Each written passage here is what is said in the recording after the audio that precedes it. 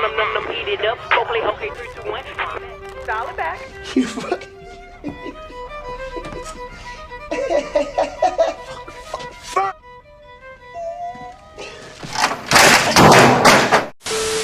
She Hulk.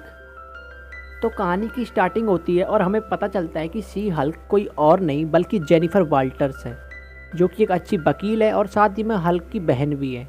अब एक दिन वो और हल्क यानी कि ब्रूस बैनर एक लॉन्ग ड्राइव पे जा रहे होते हैं, तभी उनकी गाड़ी के आगे एक सकार प्लेनेट की शिप आ जाती है। अब इसके कारण वो दोनों की गाड़ी का एक्सीडेंट होता है और ये ब्रूस का ब्लड है वो शी हल्क के अंदर चला जाता है, यानी जेनिफर के अंदर चला जाता है और वो बन जाती है शी हल्क। अब जेनिफर जब शी हल्क बन चुकी थी तो ब्रूस नहीं चाहता था कि लोग उसे भी मॉन्स्टर समझें, तो इसीलिए वो उसे ट्रेनिंग कराता है और उस पर गुस्से को कंट्रोल करना सिखाता है। लेकिन उसे पता चलता है कि शी हल्क और जैन वो दोनों एक ही पर्सनालिटी हैं, यानी कि ब्रूस और हल्क की तरह अलग अलग पर्सनालिटी नहीं है। यानी कि जेनिफर जब चाहे जब शी हल्क में बदल सकती है और वो अपने गुस्से को भी कंट्रोल रख सकती है। और इसी के साथ वो जेनिफर कहती है कि उसे वापस अपने वकील वाले काम पे जाना है, लेकिन हल्क ऐसा करने से रोकता है और उन दोनों में भाई बहनों वाली थोड़ी सी फाइट होती है।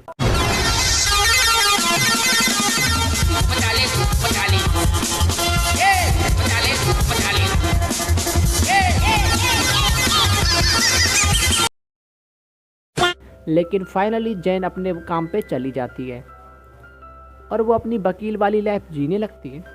तभी एक केस के दौरान एक सुपर पावर मॉडल दीवार को तोड़ के अंदर घुस जाती है और तबाही मचाने लगती है, जिसके बाद जेनिफर को शी हल्क बनना पड़ता है और लोगों के आगे उसकी सच्चाई आ जाती है। यहाँ पे लोग उसे हेट करने लगते हैं कि अब एक और सुपर हीरो लेडी बन चुकी है, यानी कि गर्ल सुपर हीरो बन चुकी है, कम से कम हल्क को तो छोड़ देते। जिसके बाद लोगों में सब जगह शी हल्क की बदनामी होने लगती है और साथ ही में उसे वकील की जॉब से भी निकाल दिया जाता है। अब जेनिफर काफ़ी ज़्यादा टूट चुकी थी और उसके पास जॉब भी नहीं थी और यहीं पे उसे जॉब मिलती है सुपर हीरो डिवीज़न में। यहाँ पे सुपर हीरो लॉ डिवीज़न का जो ओनर था वो चाहता था कि शी हल्क सुपर हीरोज़ के केसों को लड़े और उनका चेहरा बने। जिसके बाद जेनिफर वहाँ पे जॉब को एक्सेप्ट कर लेती है और उसको पहली अपना ये केस मिलता है एबोमिनेशन का। हाँ, वही एबोमिनेशन जो कि जिसने हल्क को मारने की कोशिश की थी।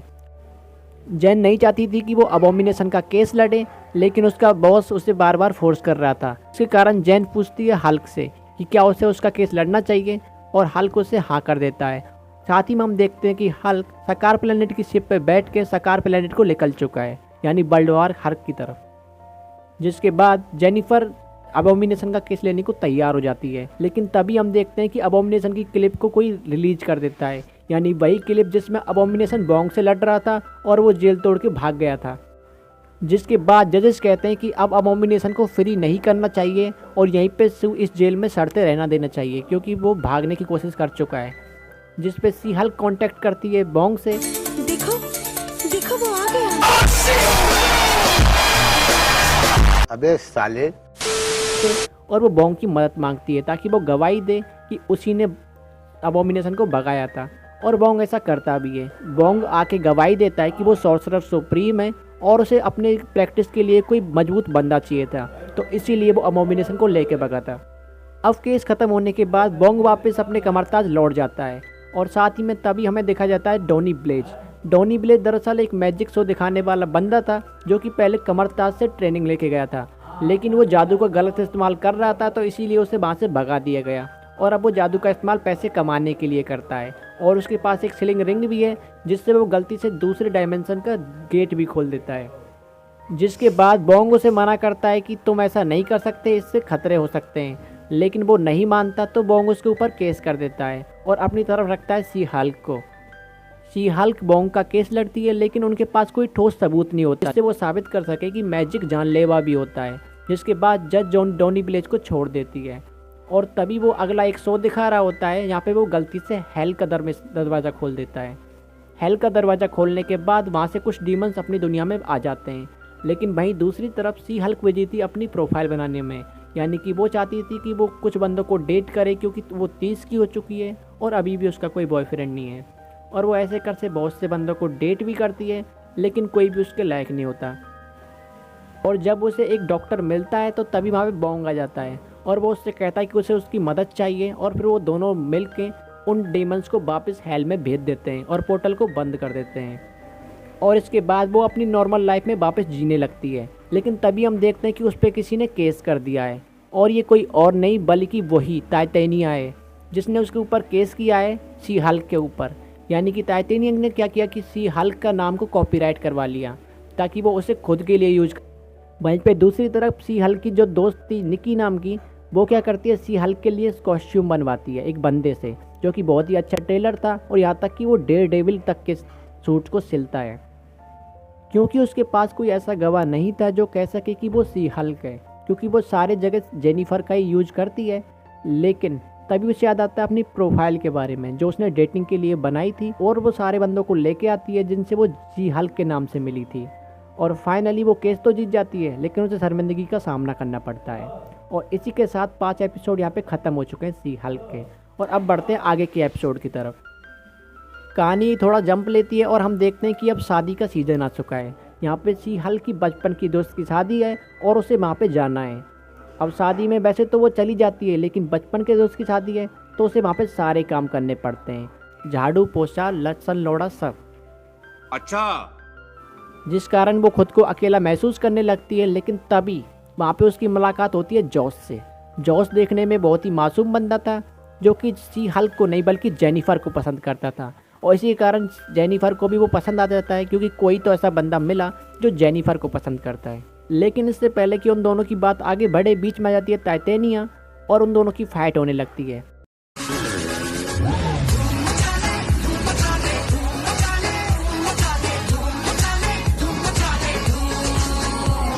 अब फाइट में टाइटेनिया हार जाती है और अपने दांत तोड़वा के वहाँ से भाग जाती है, और फिर जॉस और सी हल्क यानी कि जेनिफर के बीच में और भी आगे लफड़ा शुरू हो जाता है, और वो धीरे धीरे गर्लफ्रेंड बॉयफ्रेंड बन जाते हैं।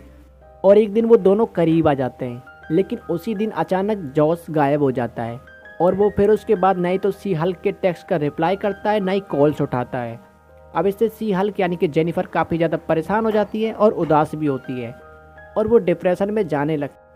लेकिन तभी एक पुलिस वाला उससे कहता है कि उसे अबोमिनेशन के घर जाना होगा, क्योंकि उसका जो मीटर है वो बंद हो चुका है, और उन्हें चेक करना होगा कि वो कहीं फिर से अबोमिनेशन तो नहीं बन गया है, और उसे जैन की मदद चाहिए क्योंकि वो हल्क है, और अगर अबोमिनेशन को गुस्सा आया तो वो उसे रोक सकती है, और जैन ऐसा करने के लिए मान जाती है।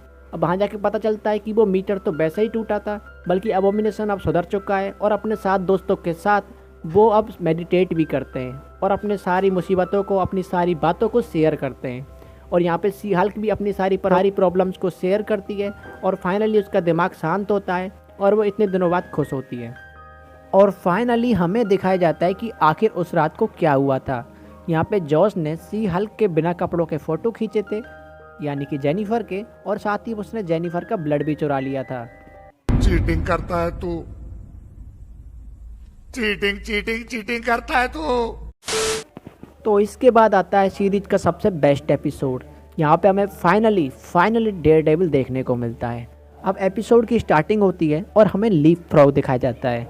वैसे तो लीप फ्रॉग कॉमिक्स में विलन है, लेकिन यहाँ पे ये उसका बेटा है जो कि हीरो बनना चाहता है, तो इसीलिए उसने सी हल्क के टेलर से एक सूट बनवाया है। लेकिन सूट में एक्सीडेंट होता है, और जिसकी वजह से लीप फ्रॉग का पैर जल जाता है। अब ये जाके सी हल्क के पास जाके उस टेलर की शिकायत करता है और उस पर केस फाइल कराता है। अब इसके बाद सी हल्क भी गुस्सा होती है और उसके ऊपर केस फाइल कर देती है, और वो सोचती है कि वो तो जीत ही जाएगी क्योंकि उससे अच्छा कोई है ही नहीं वकील। लेकिन तभी वहाँ पे एक ऐसा वकील आता है जो कि सिर्फ 5 मिनट के अंदर सी हल्क को हरा देता है, और एक कोई और नहीं बल्कि था अपना मैट मर्डॉक आके उसे बताता है कि इसने जेट स्प्रे पे लगे हुए इंस्ट्रक्शन को यूज नहीं किया, जिसकी वजह से सूट में आग लग गई। अब इस बात से जज केस को खारिज करती है और मैट मर्डॉक केस को जीत जाता है। अब केस के जीतने के बाद वो सी हल्क यानी कि जेनिफर से मिलने आता है और उससे बात करता है, लेकिन किसी काम से उसे जाना पड़ता है। अब रात को जेनिफर के पास कॉल आता है लीप फ्रॉग का, और वो उससे कहता है कि कोई बंदा उसका पीछा कर रहा है और उसे मारना चाहता है। तो जेनिफर सी हल्क बन जाती है और उसे बचाने जाती है, और वहाँ पे फाइनली उसे देखने को मिलता है डेयरडेविल। अब डेयरडेविल और सी हल्क की फाइट होती है। अब भाई सी हल्क ठहरी हल्क यानी कि वो एक राक्षस है, तो थोड़ी बहुत देर के बाद डेयरडेविल हार जाता है। लेकिन जब सी हल्क यानी जेनिफर देखती है कि ये तो अपना मैट मर्डॉक है, तब वो कहती है कि आखिर तुम तो अंधे थे। तब वो बताता है कि मैं सब कुछ सुन सकता हूँ, और जिन लोगों को डेयरडेविल सीरीज देखी है उन्हें तो पता ही होगा कि वो किस बारे में बात कर रहा था। दरअसल लीप फ्रॉग ने उसके टेलर को किडनैप कर लिया था और उससे सूट बनवा रहा था, जिसके बाद डेयरडेविल उसका पीछा करके उसका लोकेशन पता लगाने की कोशिश कर रहा था। तो इसके बाद वो दोनों जाते हैं उसके गोदाम में और वहाँ पे जाके एक बहुत ही अच्छी फाइट के बाद फाइनली वो लीप फ्रॉग को हरा देते हैं। अब एपिसोड की एंडिंग से पहले हमें देखने को मिलता है कि सी हल्क और डेयरडेविल यानी कि जेनिफर और मैट मर्डॉक अब करीब आ चुके हैं, और जिसके बाद वो दोनों गुलू गुलू करते हैं और फिर डेयरडेविल एक वॉक ऑफ शेम करता है और वहाँ से चला जाता है। अब इसके बाद सी हल्क जाती है उस कॉन्टेक्स्ट में जहाँ पे उसे लॉयर ऑफ द ईयर का अवार्ड मिलने वाला था, लेकिन वहीं पे इंसाइक्लोपीडिया के लोग जिन्होंने सी हल्क का वो वीडियो बनवाया था जॉस से, वो उसके उस वीडियो को पब्लिक कर देते हैं, जिससे सी हल्क की काफ़ी ज़्यादा बदनामी होती है और वो गुस्से में आके तोड़फोड़ मचाने लगती है, जिसके के साथ लोग उसे मॉन्स्टर के रूप में देखने लगते हैं। और फाइनली फिर आता है सीजन फिनाले। जिंदा हूँ भाई मैं अभी तक नहीं। सीजन फिनाले में हमें देखने को मिलता है कि अब जैन को पकड़ लिया गया है, साथ ही में उसकी सारी जॉब भी जा चुकी है और उसे एक ही शर्त पर छोड़ा जाएगा कि अगर वो दोबारा कभी भी सी हल्क ना बने। लेकिन जैन एक वकील है, तो वो चाहती है कि वो इंटेलिजेंसिया वालों को सजा दे, वो भी लीगली तौर पे।